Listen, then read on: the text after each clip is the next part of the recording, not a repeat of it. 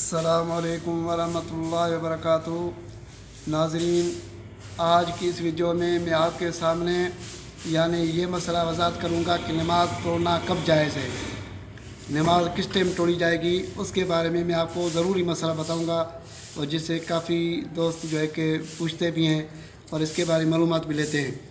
سانپ وغیرہ مارنے کے لیے جب ایذا کا صحیح اندیشہ ہو، سانپ اگر سامنے آ جائے نماز کے دوران، آپ نماز پڑھ رہے ہو، تو پھر آپ کے لیے جائز ہے کہ آپ نماز توڑ کر سانپ کو مار سکتے ہو، یا کوئی اور جانور بھاگ گیا ہو، جیسے بکری وغیرہ ہو یا گائے وغیرہ بھاگ گئی ہو، تو اس کو پکڑنے کے لیے آپ نماز توڑ سکتے ہیں۔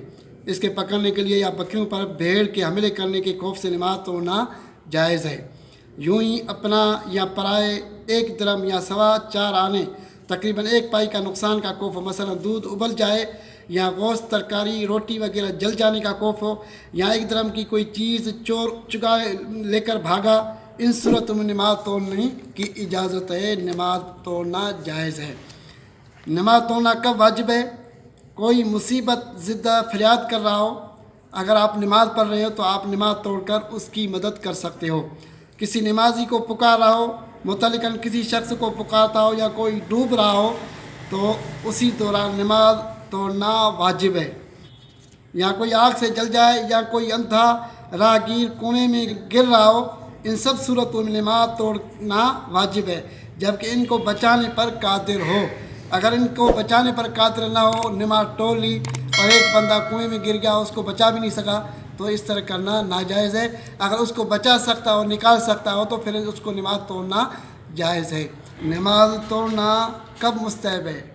پائخانہ جب آ جائے یا حاجت ضروری جو انسان کو ہوتی ہے، اس کا پریشر بڑھ جائے تو نماز توڑنا اس کے لیے مستحب ہے۔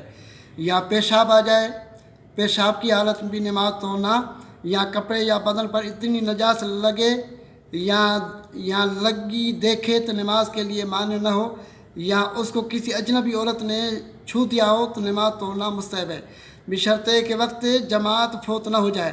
اور پائخانہ پیشاب کی حالت شدید معلوم ہونے میں جماعت فوت ہو جانے کا بھی خیال نہ کیا جائے گا، البتہ فوت وقت کا لحاظ رکھا جائے گا۔